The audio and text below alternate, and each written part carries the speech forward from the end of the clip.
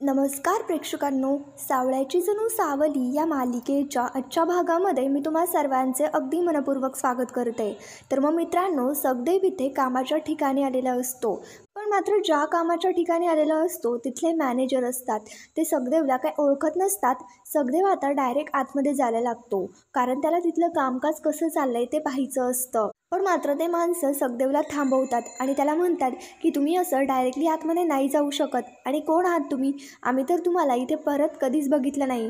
आता सखदेव सांगत असतो की मी कंपनीचाच माणूस आहे, पण मात्र ते सखदेवचं काहीच ऐकत नाही। मग त्याच्यामुळे सखदेवला त्याचं ID प्रूफ त्यांना दाखवावं लागतं। सखदेवचं ID दाखवल्यानंतर सखदेव त्यांच्यापेक्षा उच्च पदावरती काम करतो म्हटल्यानंतर ते लगेच सखदेवला सर अशी हाक मारू लागतात आणि म्हणू लागतात की सर बोला ना, काय काम आहे तुमचं? मग याच्यावरती सखदेव सांगतो की इथल्या सगळ्या फाईल्स आणि ज्या काही पावत्या असतील ना त्या मला पाहायच्या आहेत। याच्यावरती ते सुद्धा हो हो बोलतात आणि पावत्या आणण्यासाठी इकडे आतमध्ये येतात। पण मात्र आता तेवढ्यात लगेच तो माणूस इकडे ऐश्वर्याला कॉल करतो। ऐश्वर्या म्हणू लागते, हा बोल ना, काय काम आहे? याच्यावरती आता तो म्हणतो की मॅडम, प्रोडक्शन सुपरवायझर म्हणून सखदेव असं कोणीतरी आलंय। आणि मग आता ऐश्वर्या म्हणू लागते की तो मूर्ख काय करतोय तिथे? तो माणूस सांगू लागतो, ते मला काय माहिती नाही, पण मात्र ते मला डिलेव्हरीचे डिटेल्स मागतायत। आणि मग त्याच्यानंतर त्याच्यामध्ये गडबड असते आणि हे सगळं ऐश्वर्याच्या सांगण्याप्रमाणेच चाललेलं असतं। ऐश्वर्या आता त्याला म्हणते, ते सगळं सोड, तू त्याच्यामध्ये सगळं मेंटेन केलंय ना? याच्यावरती तो सांगतो की हो मॅडम। ऐश्वर्या आता म्हणू लागते, आणि तशी त्याला एवढी अक्कल नाहीच आहे, त्याच्यामुळे ते फायली वगैरे दाखव त्याला आणि दे लवकर काढून। मग ऐश्वर्याच्या सांगण्याप्रमाणे तो सुद्धा हो बोलतो आणि त्याच्या कामाला लागतो। आणि मग त्याच्यानंतर ऐश्वर्या आता स्वतःशीच म्हणते, याचा अर्थ असा की सारंग माझ्यावरती लक्ष ठेवायला लागलाय आणि त्याच निमित्ताने सारंगला सखदेवला तिथे पाठवलंय। नाही, असं गाफील राहून अजिबात चालणार नाही, मला काहीतरी करावंच लागेल। आणि मग त्याच्यानंतर आता तो सखदेवला फाईल आणून देतो। आता सखदेव इथे फाईल चेक करतो, त्याच्यामध्ये इंग्लिश असतं। मग आता इथे सखदेव म्हणू लागतो, हे इंग्लिश तर काय आपल्याला वाचता यायचं नाही, पण मात्र हे आकड्यांमध्ये नक्कीच गडबड दिसते। आणि मग त्याच्यानंतर सखदेव म्हणू लागतो, काय हो दादा, हे सगळे बॉक्स एकाच टेम्पोतून जाणार आहे ना? मग आता एक काम करा, हे सगळे बॉक्स ना खाली उतरवा। पण मात्र तो म्हणत असतो की नाही साहेब, असं नाही करता येणार। आता सगळं सामान टेम्पोमधनं खाली घ्यायचं, पुन्हा लोड करायचं, तुम्ही चेक करणार, मग याच्यामध्ये किती वेळ जाईल? सखदेव आता म्हणत असतो, कळतंय मला तुमचा लोड वाढत, पण मात्र माझ्यासुद्धा शंकेचं निरसन व्हायला हवंच ना, पाहिजे तर मी तुम्हाला मदत करतो। आणि मग त्याच्यानंतर त्याला सुद्धा सखदेवची ऑर्डर असते म्हणून पुढे काहीही बोलता येत नाही आणि तो सुद्धा टेम्पोमधलं सगळं सामान खाली घ्यायला लावत असतो। आता लगेच तिथे असणारे कामगार टेम्पोमध्ये ठेवलेले बॉक्सेस एक एक करत सगळे काही खाली उतरवतात। आणि मग आता बॉक्स खाली घेतल्यानंतर सखदेव त्यांना म्हणतो, दादा, या फाईलमध्ये जे काही लिहिलंय तेच या बॉक्समध्ये आहे ना? मग आता एक काम करा, मला हे वाचून दाखवा। तर ते म्हणू लागतात, मी वाचू? सखदेव आता म्हणू लागतो, तुम्हाला येतं ना वाचता, मग वाचून दाखवा मला। आणि मग आता सखदेव त्यांच्याकडनं त्या फाईलवरती काय लिहिलं हे वाचून घेतो आणि मग त्याच्यानंतर सांगतो, आता एक काम करा, माझ्या शंकेचं निरसन व्हायला हवं म्हणून मी हे सगळं केलं। आता सगळे बॉक्सेस टेम्पोमध्ये लोड करा। आणि सखदेव आता तिकडनं निघून जातो। पण मात्र हे सगळं करायला लावलं याच्यामागे सखदेवचा नेमकं काय हेतू असावा हे काय आणखी त्यांना काही कळालेलं नसतं। सखदेव आता त्याच्याबरोबर फाईलसुद्धा घेऊन गेलेला असतो। मग आता ऐश्वर्याला परत त्या माणसाचा कॉल येतो आणि तो घडलेला सर्व काही प्रकार इथे आता ऐश्वर्याला सांगतो आणि ऐश्वर्या सुद्धा याचं सोल्युशन त्याला देते की नेमकं काय करायचंय ते। मग ह्याच्यावरती ऐश्वर्या त्याला सांगते की मी जेवढं सांगते ना तेवढंच करायचं फक्त। तो सुद्धा आता ओके बोलतो आणि फोन ठेवून देतो। आणि मग आता त्याच्यानंतर सखदेव इकडे सारंगला बाजूला येऊन कॉल करतो, सारंग सर, मला या गोडाऊनमध्ये जरा गडबड वाटतीये, म्हणजे टेम्पोमधनं लोड करताना 60 बॉक्सेस जातात आणि इथे फक्त 50 बॉक्सेसची एंट्री आहे, म्हणजे ही गडबड मला फक्त याच गोडाऊनमध्ये जाणवली, दुसऱ्या गोडाऊनमध्ये काहीही नाही झालं। सारंग सुद्धा शांतपणे हे सगळं आश्चर्याने ऐकल्यानंतर तो सुद्धा म्हणू लागतो, मला तरी वाटलंच होतं काहीतरी गडबड असणार आहे म्हणून। ठीक आहे, बघतो मी आता काय करायचं, थँक्यू, मला माहिती काढून दिली आणि जरा चांगलं काम केलंयस तू। आणि मग आता त्याच्यानंतर ते दोघी फोन ठेवून देतात। इकडे आता सगळेच हॉलमध्ये त्याच्यानंतर जमलेले असताना चंद्रकांत सखदेवकडे गोडाऊनचा स्टॉक रिपोर्ट मागतो, म्हणजेच की ती फाईल इकडे सखदेवच्या हातामध्येच असते। आणि मग आता त्याच्यानंतर सावली आणि अमृता तिथेच भाजी निसत बसलेल्या असतात।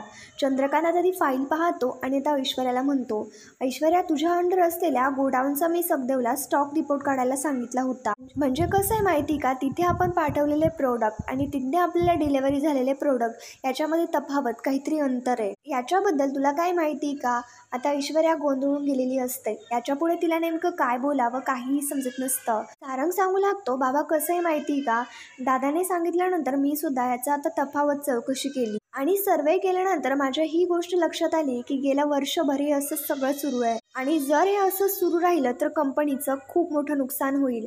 मग आता ऐश्वर्या तर घाबरून गेलेली असते, कारण हे सगळं ऐश्वर्या हँडल करते आणि आता इथे ऐश्वर्याला नेमकं पुढे काय उत्तर द्यावं तिला काहीही समजत नसतं आणि ती सगदेवकडे रागात बघत असते. आता ऐश्वर्या चिडतच म्हणते, डॅड सारंग, मला एक गोष्ट समजत नाहीये की गोष्ट माझ्या अंडर असलेल्या प्रोडक्टची आहे, तर सगदेवने सर्वात आधी मला कॉल का नाही केला? हा मुलगा तुझं काम करणार आहे की या मूर्ख मुलीचा भाऊ म्हणून आपल्यामध्ये फूट पाडण्याचा प्रयत्न करतोय? आता सर्व काही डाव ऐश्वर्याच्या बाजूने फिरलेला असतो आणि मग आता ऐश्वर्याला स्वतःला वाचवायचं असतं, म्हणून ती आता सगदेवला मध्ये घेत असते आणि टॉपिक चेंज करत असते. पण मात्र आता सारंगला ती गोष्ट तर चांगलीच कळालेली असते. सावली सुद्धा तिथेच असते आणि सावली सुद्धा ऐश्वर्याचं हे सर्व बोलणं आश्चर्याने ऐकते. मग आता तिलोत्तमा लगेच ऐश्वर्याला म्हणते, अगं ऐश्वर्या, काय चाललंय तुझं? थांब ना जरा, इथे बिझनेस रिलेटेड गोष्टींबद्दल चर्चा सुरू आहे ना, मग आपण ते बोलूयात. घरातल्या गोष्टी ना इथे थोडंसं बाजूला ठेवूयात. घरातल्या गोष्टी तू आत्ता इथे मिस करू नकोस. आम्ही कोणीही तुझ्यावरती संशय वगैरे नाही घेते, आमचा तुझ्यावरती विश्वास आहे. माझा तर तुझ्यावरती पूर्ण विश्वास आहे. सो रिलॅक्स, शांत होतो. मग आता इथे हे सगळं ऐकल्यानंतर ऐश्वर्या हवेतच जाते आणि बोलू लागते की thank you so much Maugham. Last time आपल्याला प्रोडक्ट डॅमेजमुळे खूप प्रॉफिट झालं आणि मग माझ्या लक्षात असं आलं की टेम्पोमध्ये बॉक्सेस जास्त झाले तर ते प्रॉडक्ट डॅमेज होतं, कारण की गोडाऊनचा रूटच तसा आहे. म्हणूनच मी त्याचे बॉक्सेस कमी करायला सांगितले. याचा अर्थ असा आहे की फक्त पेपरमध्ये नोट डाऊन नाही झालं, फक्त एवढंच. आणि मग जे बाकीचे काही डिटेल्स ना ते सर्व काही लॅपटॉप्समध्ये आहेत.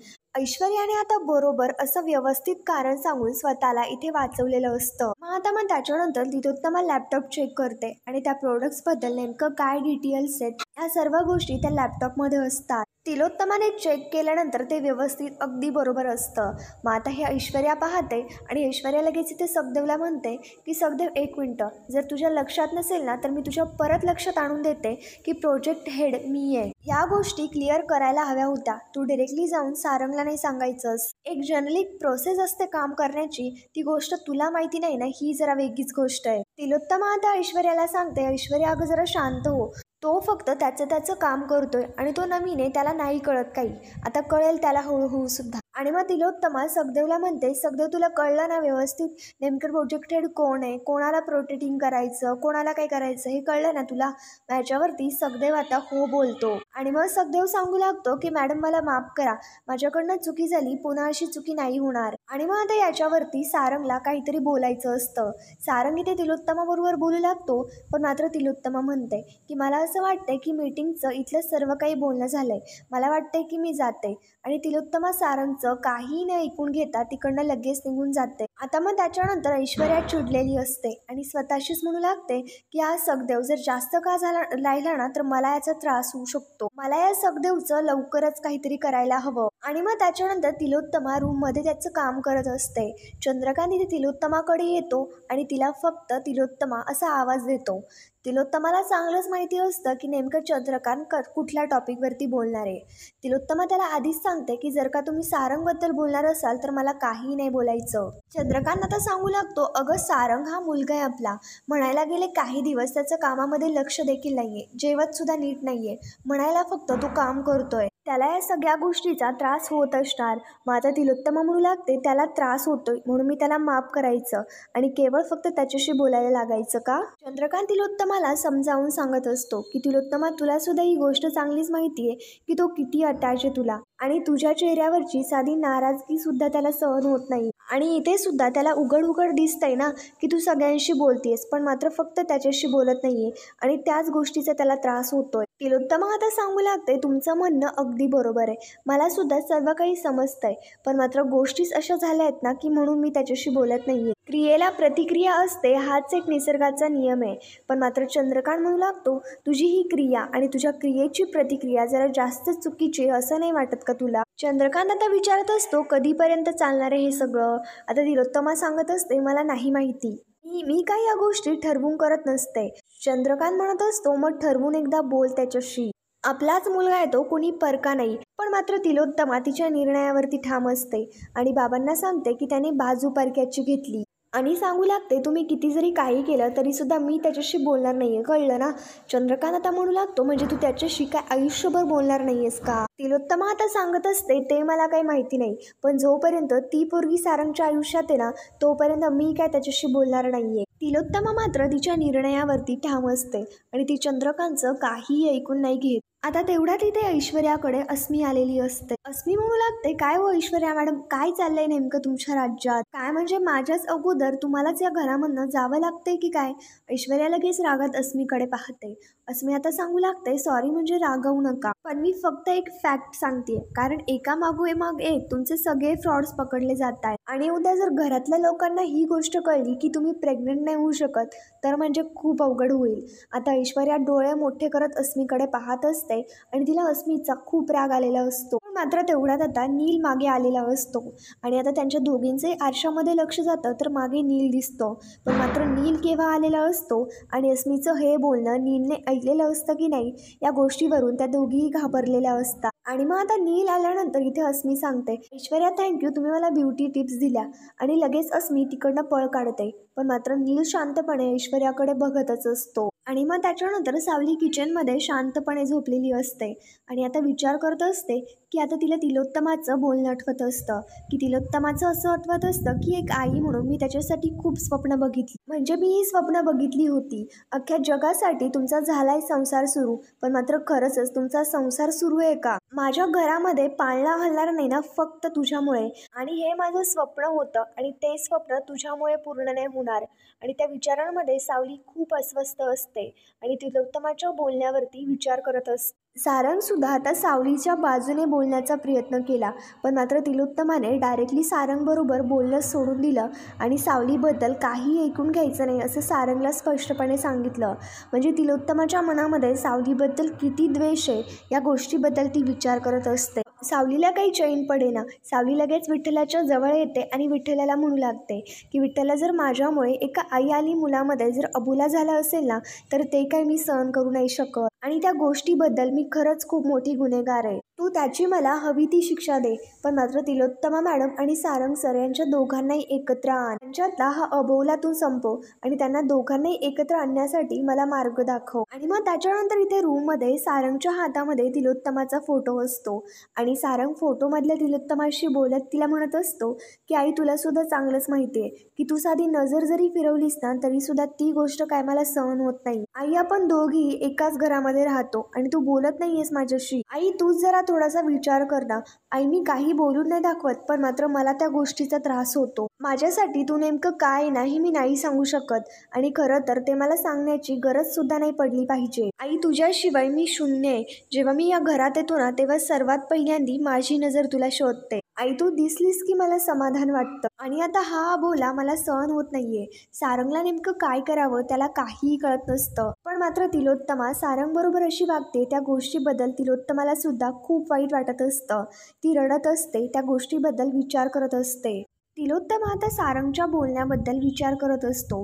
तिला आता सारंगचं बोलणं आठवत असतं की आई, मी सर्व काही सहन करू शकतो, पण मात्र फक्त तुझी नाराजगी नाही. म्हणजेच की सारंगला किती त्रास होतोय, त्याला काय वाटतंय, हे सर्व काही तिलोत्तमाला सुद्धा समजत असतं.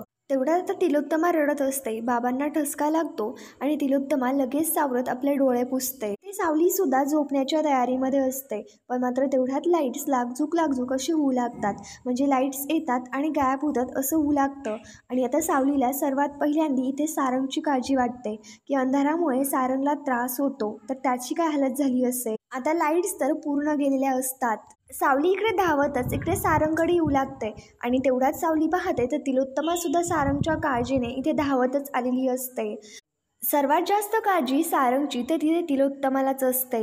आणि मग त्याच्यानंतर इथे सावली पाहते तर तिलोत्तमा समोर असते आणि सारंगच्या हातामध्ये तिलोत्तमाचा फोटो असतो आणि सारंग शांतपणे तिथे अंधाऱ्या खोलीमध्ये डोळे बंद करून तिलोत्तमाचा फोटो कवटाळून बसलेला असतो. आणि ही गोष्ट जेव्हा तिलोत्तमा पाहते तेव्हा ती सुद्धा खूप इमोशनल होऊन जाते. तेवढ्यात आता देवाच्या कृपेने लाईटसुद्धा आलेल्या असतात. तिलोत्तमा लगेच सारंगच्या जवळ येते. सारंग तिलोत्तमाला मिठी मारून बसतो. तिलोत्तमा म्हणू लागते, सारंग तू बरा आहेस ना, तुला काही नाही झालं ना? सारंग आता म्हणू लागतो, आई तुला माहिती ना मी अंधाराला घाबरतो. आज अंधार झाला तेव्हा मला असं वाटलं की माझा जीव जातो की काय. एका क्षणासाठी आबाला असं वाटतं की शेवटचा श्वास मी घेणार असेल. आता सारंगच्या तोंडून हे सगळं ऐकल्यानंतर तिलोत्तमा सुद्धा रडू लागते. पण मात्र आता इथे सावली सुद्धा शांतपणे त्यांच्या दोघांचाही तो सगळा प्रकार पाहत असते. सारंग इथे म्हणू लागतो, आईची फक्त सारंग अशी हाक कानावरती पडायला पाहिजे, नाहीतर श्वास नसता सोडला मी. पण मात्र आता सारंगचं हे बोलणं पाहता तिलोत्तमा लगेच ओढत म्हणते, स्टॉपिक सारंग, असं काहीही बोलू नको, असं वेड्यासारखं नाही बोलायचं. आणि मग आता त्याच्यानंतर इथे सारंगच्या हातामधला तिलोत्तमाचा फोटो तिलोत्तमा पाहते आणि हे सगळं पाहता तर ती आणखीनच रडू लागते. तिलोत्तमा प्रेमाने सारंगच्या डोक्यावरनं हात फिरवते. सारंग आता सांगू लागतो, आई तुझा शब्द माझ्या श्वासापेक्षा सुद्धा महत्त्वाचा आहे. तुला माहिती का, तुझ्या एका शब्दावरती सुद्धा मी श्वास घेणं थांबवू शकतो. पण आई हा अबोला नको. तिलोत्तमा प्रेमाने सारंगला मिठी मारते आणि त्याला म्हणू लागते की मी सुद्धा तुझ्याशी बोलल्याशिवाय जगू नाही शकत. आणि आता तिलोत्तमा आणि सारंग दोघे एकत्र आलेत हे पाहता सावलीला तर खूप आनंद झालेला असतो. आणि मग आता तिलोत्तमा सारंगची माफी मागत त्याला सॉरी म्हणते. सारंग म्हणतो, आई तू रडू नकोस, आणि प्रेमाने तिच्या मिठीमध्ये येतो आणि मांडीवरती डोकं ठेवून निश्चिंत पडलेला असतो. आणि आता तिलोत्तमा सुद्धा सारंगला आपल्या जवळ घेते, कारण आता सारंग आणि तिलोत्तमा एकत्र आलेत हे पाहता सावलीला सगळ्यात जास्त आनंद झालेला असतो. आणि मग सावली लगेच विठुरायाचे आभार मानते, कारण हे सगळं विठुरायानेच घडवून आणलेलं असतं. सारंग आणि तिलोत्तमाला विठुरायानेच एकत्र आणलेलं असतं. तर मग मित्रांनो, नेमकं पुढील भागामध्ये नेमकं काय होणार हे आपल्याला कळणारच आहे. त्याच्यासाठी व्हिडिओ आवडला असल्यास मला नक्की कळवा. थँक्यू.